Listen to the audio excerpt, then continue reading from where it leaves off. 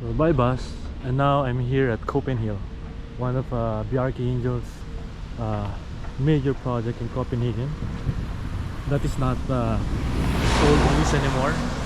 So I'm walking on the roadside with I don't know what water body this is, but obviously we are in a very industrial setting, and all I'm seeing are trucks, tractors, and yeah, mostly nothing. It's not a popular tourist spot maybe, and you need to come here just to see Copenhill. Probably Copenhill means a hill and Copenhagen, so they combine the two words. Now I'm not sure how we can go to that place because this seems to be a private property.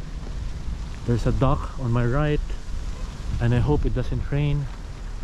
And you see a lot of either factories or power plant.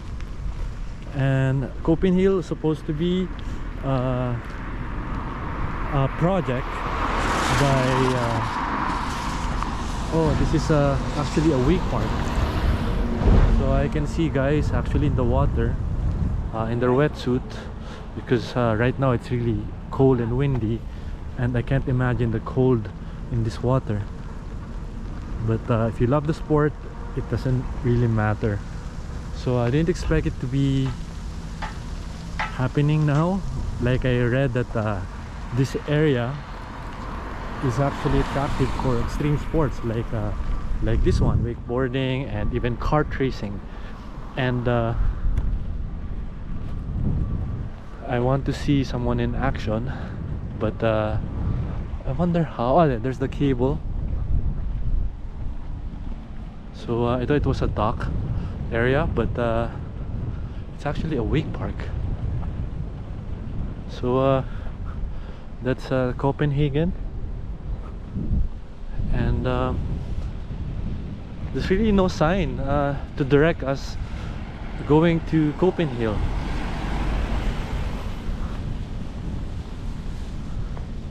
So I'm not sure if I should go that way, or I think this is the backside of Copenhill. So Copenhill, just a brief background, is a waste to energy plant. So it's a combination of a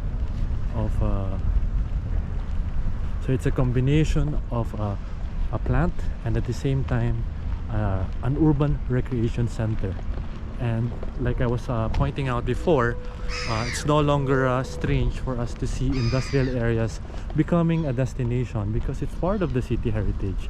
It used to be like the back of the house when you are planning a city, because people find it or perceive it as ugly, unattractive, and inaccessible and polluted.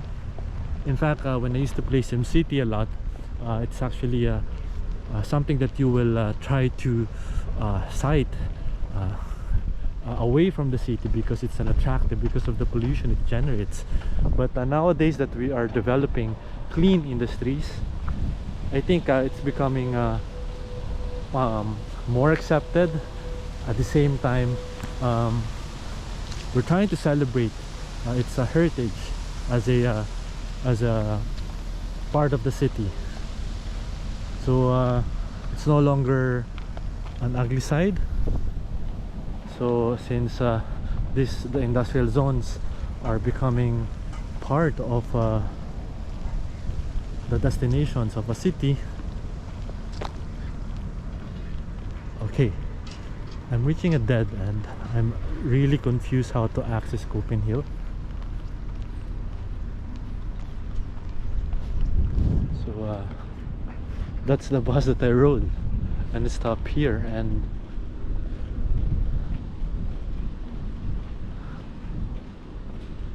maybe I should ask a driver. Hi, excuse me. I rode your bus earlier because I was trying to go to Copenhill. Would you know the access? You're not sure, but there's no road going there, right? I don't know. Okay, it's okay. Thank you.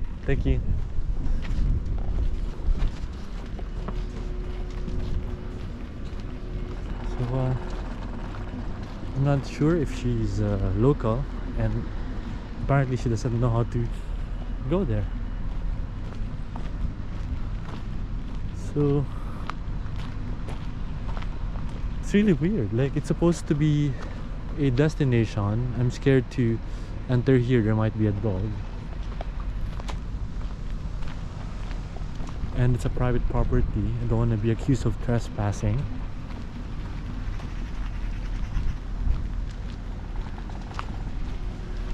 And if you read websites on what to do in Copenhagen, and this is one of it, it's just strange that there are no signages, there are no directions how to get here. Maybe it's part of the experience, like getting lost in an industrial zone and trying to find your way, because it's still not a welcoming part of the city. So maybe I should have gone to that gate.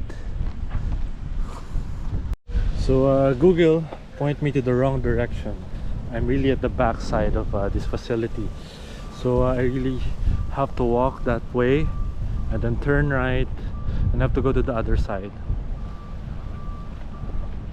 The company is ARC, and you can see at the corner of the street their signage, and it says COPENHILL, but there's no direction. Then probably, yeah, I think I went to the wrong direction, because the bus went straight there when I'm supposed to be stopping here, and probably stop there and then you walk and then this way. So that area is definitely not for everyone. That explains how industrial the character of the place is. And now it feels more pleasant because you can see a bike trail. And in fact, I saw a website showing that you can actually visit all Bjarke Ingels projects in Copenhagen by bike. So I think it's a 22-kilometer long bike trail, and it can be guided if you want that option. So I wanted to do that. It's just that I had so much in my list, and let me see if I can squeeze a biking tour of Copenhagen, visiting the different architectural sites. But I'm not so optimistic about it because of the time limit I have. So you can see there's a comfortable sidewalk protected from the cars. This is actually the proper way to plan a city, or allocate the area for bike, pedestrian, and then trees, and you're protected by the landscaping and the trees from the cars that pass by. In my country it's different. People would actually walk on the road, and the cars would be parked here, protected from the road. So that's the irony that we are working with, and hopefully develop something later on. So you can see it's actually a residential neighborhood, and we can still see the smokestacks working. So it's still a good long walk. So if you're coming here, coming via bus, so you stop there, and it will be a good 10 to 20 minute walk.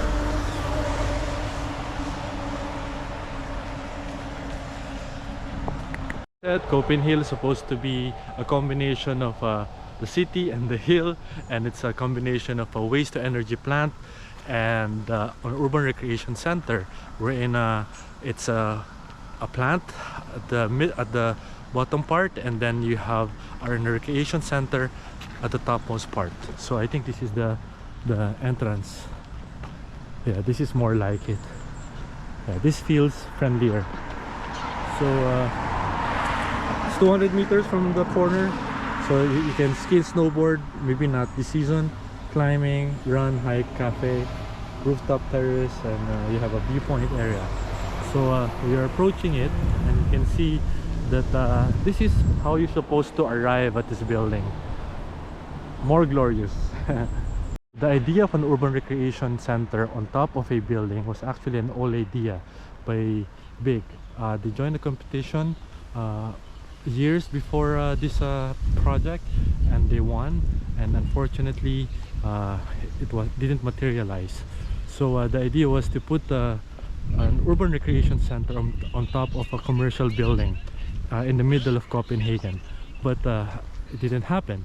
So now that there was, I think this was a competition. So I've actually approached the front. I'm not sure if this is the front, but definitely we are in front of this building. It looks massive nearby. It looks massive if you're close to it. It's pretty intimidating actually, and I can imagine the size of that smokestack to be the size of a very small building, probably a footprint of a small house. So it has a building beside it for another type of recreation, and this is the ski center wherein you can rent gears. Since there's no snow, I'm not sure if there's a snow upstairs, but this is where you get your equipment. And we have some facilities here. I don't know what this is, because it cannot be a skateboard ramp because of the texture. But so basically this is the waste to energy plant, and I can see some lighting at the probably podium level areas. These are the offices of the plant, and I can imagine that all the machinery is happening inside, and then you see the increments and the patterns, the brick-like patterns of the aluminum panels. I know that it's a 1.3 by 3.3 meter, and the in between you have the glazing to provide natural light for the interiors. So that's not, it doesn't feel too solid, because when you look at there's none here. An industrial building, it's just completely solid, and yet this is, they want to make it more porous in a way for natural light. And then since it's made of aluminum panels, you can see how it behaves with the natural light, with the sunlight. Right now we don't have a lot, but somehow you can see it from here. And then that's the entrance to the office, and it's owned by ARC. I forgot what it stands for. So this area, being an industrial park, like I said, is attractive for extreme sports enthusiasts. That's why you have this thing. I don't know what, I think it's a skateboard or a bike ramp, and this one again, I'm not sure what it is. And this is how it looks like from the ground. And of course I'm curious to go near the 1.2 by 3.3 meter aluminum brick, the humongous brick that they have in front. So it's really massive, guys. Oh yeah, so that guy in the YouTube channel I saw prior coming here was right. There's the brick is actually a plant box. So this is the, yeah, it's just screwed, and then they have space for the plants, and I'm not sure if it goes all the way up, because you know it will be, I can't imagine how this is going to be watered, especially when you are on the upper levels. So utkang means exit, and then so you have the physical model here at the reception, and I'm not sure if this reception generally for the general public. So that's how you go up. So ski center, it has a cafe. Unfortunately it's closed. I don't know if it's because it's Monday or it's just closed. So hopefully we can go up. Okay, so let's see the other side of this building. So I want to make a little bit of survey how this building is like from all sides, as I have done before. Oh, it's not so deep. The plant box is not so deep, and it doesn't the plant actually doesn't exist in other areas. So this is a closed off area, and I was trying to access it from here, so it's a good thing that I didn't attempt or trespass. So this is where you park if you're coming here as a tourist, and I bet it will be nice to take a photo of this facade when there's a natural sunlight.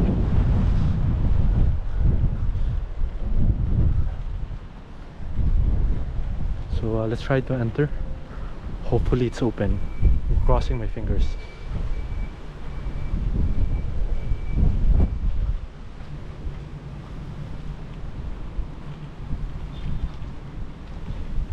Okay.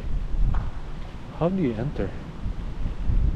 So see, there's no way to find out if I can access it. So it will be a sad day for me if we won't be able to ride the elevator, go into the top, enjoy the view, and then hike down COPENHILL. So probably another recreation stuff. I think it's closed because this is the bottom part of COPENHILL, but I see people coming down. Oh wait, I think this is rooftop cafe. Ah, you're not supposed to enter the office, but probably this is a way to go up. So wait, visiting should be a plus. Okay, alright, maybe we can attempt riding the elevator, and it feels very industrial here with a nice natural feature outside. So the elevator's moving, and there's no English instruction or signage. Okay.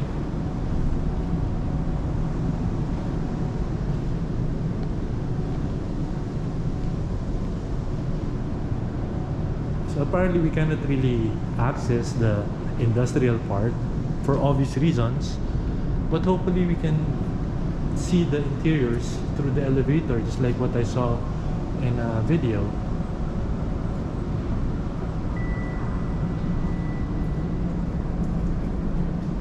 So I wonder if this is, I have a feeling this is it. So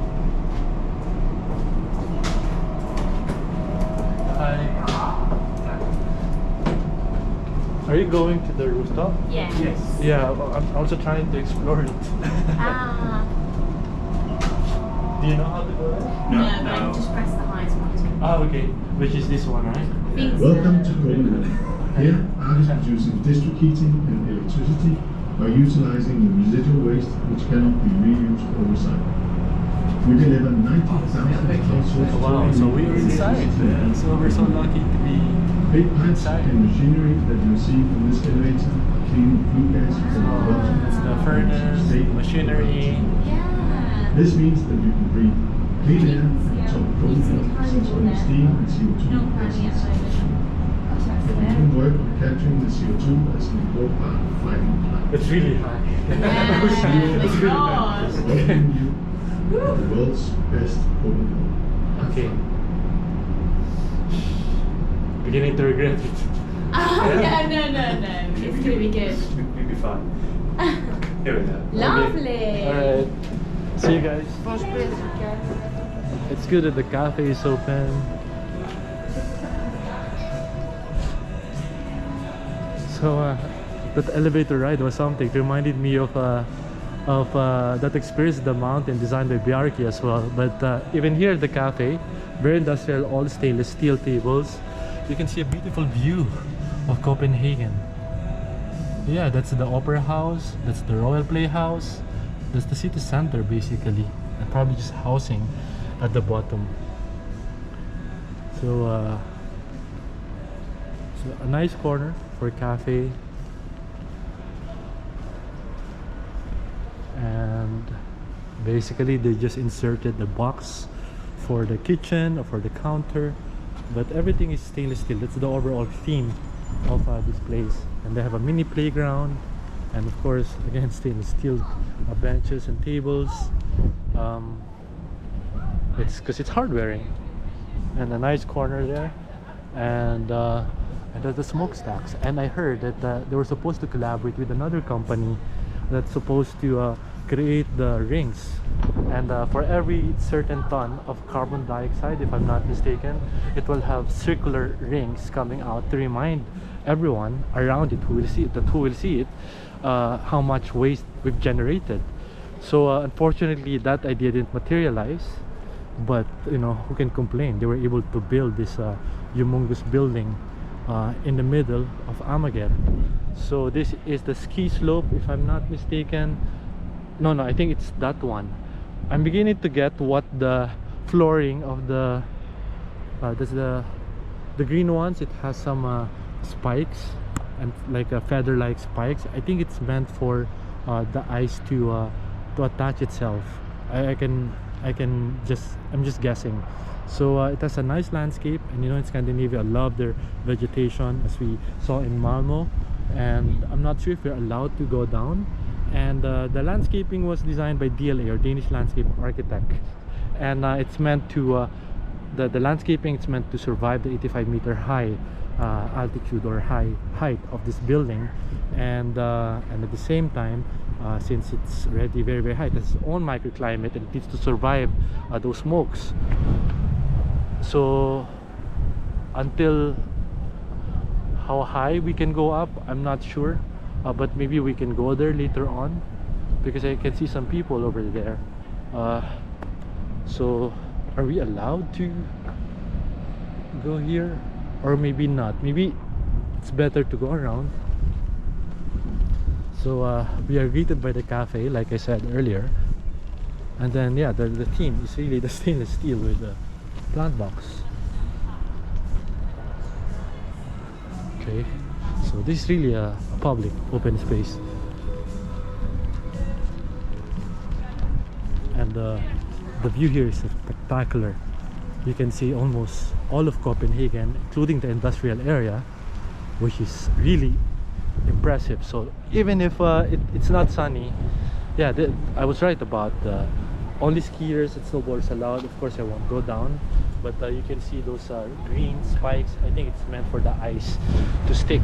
So wow, really wow. I can see AC Bella, and then this is probably the, I don't know what they call it, I'm not a skier, but that is where we came from. So it's really high. Okay, so that's the wakeboard park, and then we walk that way all the way there so that we can reach this area. And that's Christiana, and that's Orestad, and that's the downtown Copenhagen. Very nice landscaping. It really makes you feel as if you are on a mountain. So this waste to power plant is meant to generate like power 150,000 homes. That's a lot of homes, and this is one way for them to say that sustainability is possible, even though we like pleasure. That's why big term it as hedonistic sustainability. So we have a one big ass support here, and then still the glazing to protect you from falling. And you can see the beautiful view of the trees of Copenhagen with the river. So on the steps you can see the label of how high we are already, with the landscape on the sides. So definitely we're not allowed to explore the foliage, but like I said, even if it's not sunny, the view is amazing. Christmas tree, and this is just a small space at the apex. Well, this is the apex. At the apex most part, it's accessible of COPENHILL, and you can see some wind turbines, and that's the Øresund bridge, and Malmo is over there, and I can see the silhouette of the turning torso.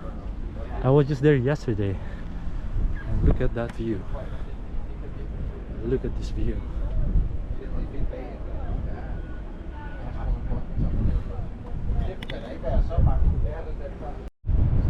So I'm alone at the top already, and like I said, you can see the view no matter the weather is. This view is spectacular, and wow, this really made my climb here, even though I'm scared of the height from the elevator, worth it. Look at that. So imagine if it's sunny, better weather, you can see the buildings of the city. I think I bet the pictures will be more impressive. So let me just have a selfie. Ah! There you go. Of course, I'm really happy now that I'm here, and I'm glad that I'll be able to share this with my students. So that is the smokestacks, and that is another power plant, obviously, and slowly becoming part of the entire city.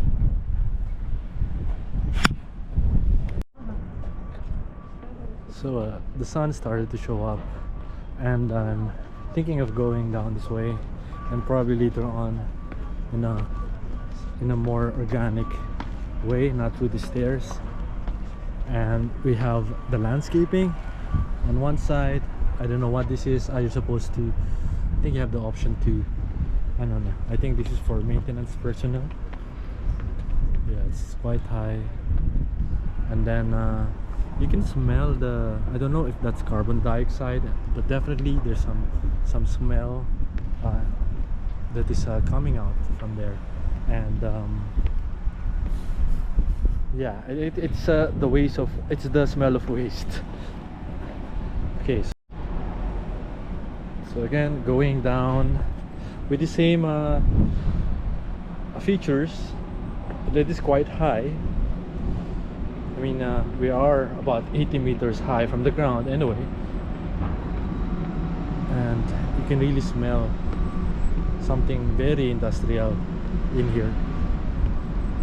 But again, somehow the smell is compensated by the presence of foliage, and I have the option to go that way again. So so definitely this is not part of the ski slopes, and based on what I saw, you can actually come here, and they made the concrete a bit rougher so that it is hikeable. Oh yeah, I remember this is a hiking area as well, so you have that option. I've seen some guys actually jog here, and this is definitely not a bike path, but it's one way for you to exercise, to go up that way. So before we go down, I want to have another one round of tour of this area. So they tried to make this as homey, as warm as possible, with the wooden how do you call it, pallet. And probably it will be nice to have beer or coffee in here. And this is a park gondola. I'm not sure, but it's not connected to a cable. But if you're skiing, this is where you go. It's quite steep, and from what I read, it's 170 pounds to ski here. And then of course you have to rent the equipment. So we weren't able to explore this area too much. Actually we did, but at least the area we're supposed to ski down, so we're prohibited from entering again. But you know, I forgot to immerse myself in this area,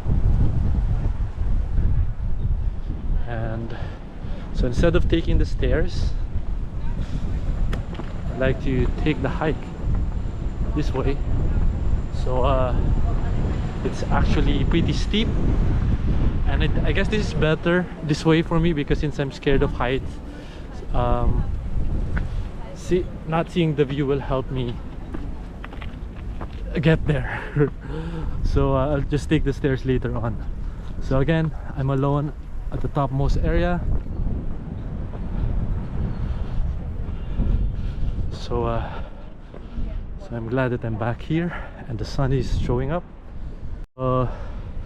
Going down, just in case you're wondering, it's free to enter the rooftop cafe, the rooftop area, this area in particular. So it's like a public space made for everyone to enjoy, and that's what they meant about, you know, creating more democratic spaces, and it allows the people to enjoy the city better. And mind you, this is a private entity, privately owned, and yet they have that consciousness to share something with the city and the environment, for that matter, since this is a waste to energy plant. So we're going down already because I'm not really keen on having coffee or beer at the rooftop cafe. Doesn't look appetizing, to be honest, but maybe if I'm with friends, I'll be glad to share that experience with them. But this is more of a, you know, an excited tour of this architectural landmark in Copenhagen. So this is another view.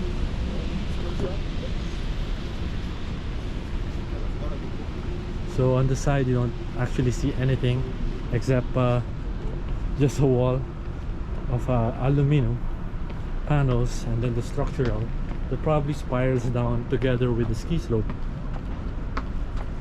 So it's actually a very comfortable step to experience.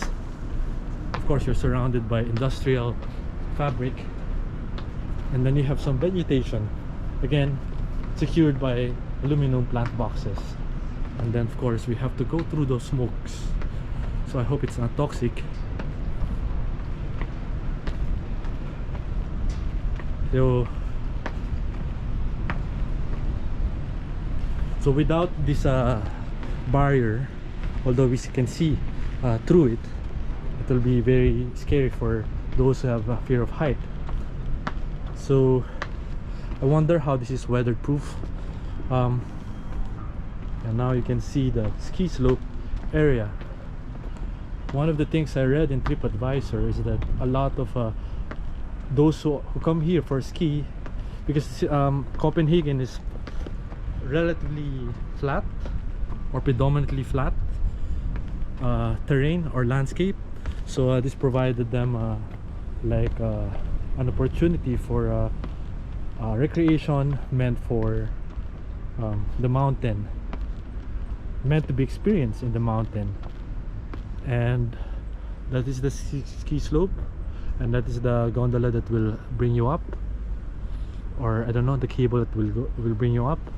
And I heard from the ski people is that it's not worth it to come here because it's just too steep, and then you have when you're trying to wear or reposition your ski, again, I'm not an expert in this sport, you will glide down afterwards right away. So so they don't recommend it. But maybe if you have something to spare to spend here, then you're welcome to do so. So I guess this is going to be a long way down, but let's try to imagine it as we're just hiking, but this time it has some man-made steps to make everything comfortable. It's not unnatural, and I don't think it's advisable for us to go there. There might be some slippery areas, but I would imagine if you have a ski equipment, it's pretty high actually, and I would imagine that if you are a beginner, this is not the spot for you. And at the same time, if you are an expert, this might be a challenging one. And since I think they are complaining about that maybe the too perfect condition of the ice that they create here, I'm not so sure. But as a an amateur or as a non-skier for that matter, I'll be scared to go all the way down and then probably go all the way out of the building. So we are reaching the bottom part of the steepest area of the COPENHILL ski slope. So they try to make the landscaping feel as natural as possible to also to survive certain height of the building. So I guess when there's snow, there's also areas wherein I'm not sure if I'm not familiar with the winter vegetation, but probably this dies out, I don't know, or they stay as is, probably without the flowers, and you have a combination of foliage and snow. There's a safety net in this area just in case you go all the way down. So this is a view of the ski from here, the steepest part of it, and there's a beginner area, I remember. So actually, if I wasn't too scared and people are allowed, probably, you know, it will be a nice stroll from going down all the way from the top, and probably you can even do a picnic here viewing an industrial plant. Then here you will see a glimpse of the architecture already. So there are actually two sides for pedestrian. One that we didn't take, and I can see some people from the top coming down, and one on the right side. So I'm not sure if there's an option to cross. So since this is not too steep, I guess this is the beginners area. And remember the ramp that we saw earlier, which I thought was the ones for skateboarding or bike or whatever, it's meant to have snow. Okay, so we are actually pretty low already. So this is a nice spot for a photo op. Okay, photo done. And again, you have a closer view of the dockyard or the docks, I don't know what they call it, but the yacht area nearby. So it feels more comfortable now because the height is tolerable. But yeah, I'm actually scared of height. I just discovered in this recent trip. There's another nice view. So I'm sure this is a prohibited area, but we'll just come here a little bit so that we can see a full view of the ski slope from here. And then this is actually not too steep anymore, and you can see that those bulges, those are actually wall climbing facility.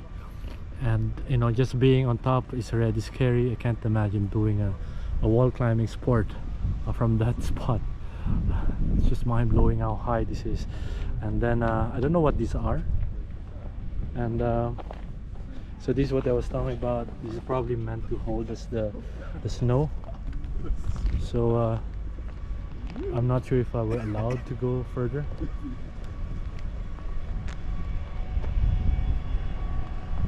So technically I don't know what these are, so no, I'm not sure. So let's go down.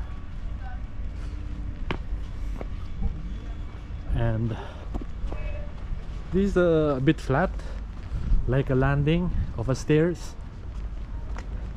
You can see the termination of the I-beam. Probably these are columns that goes all the way down.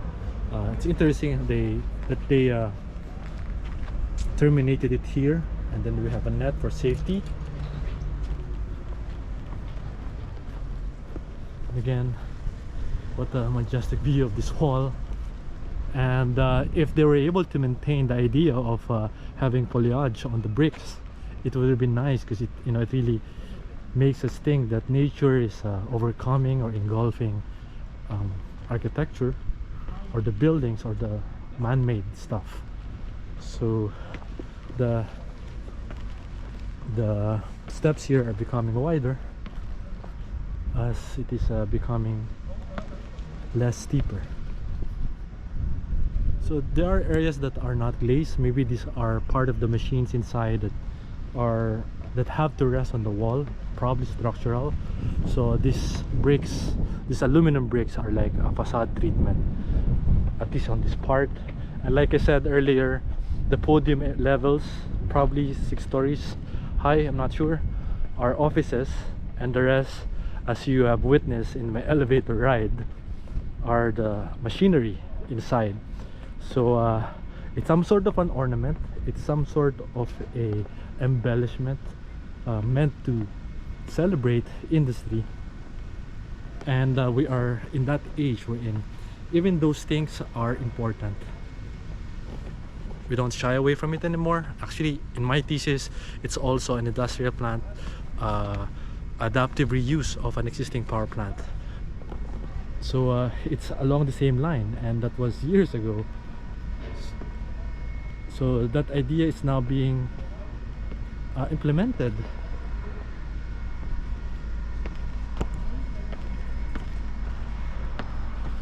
So this is truly an experience in Copenhagen if you're going to visit. Although you saw the adventure that I had finding the access.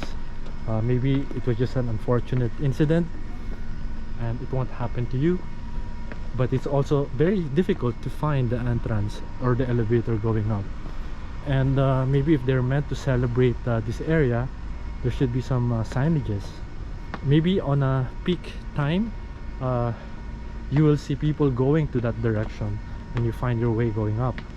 But in a time like this, when it's off peak, I highly doubt if people will find the elevator to the rooftop intuitively. So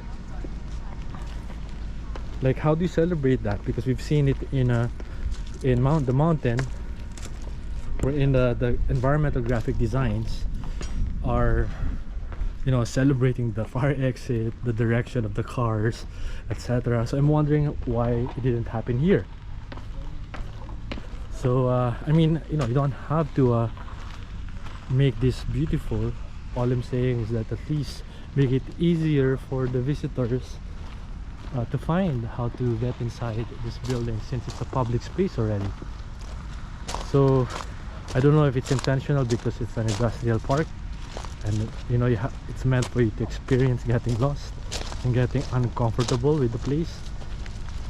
So oh, okay, that net is actually meant for those people who would fall from the wall climbing area.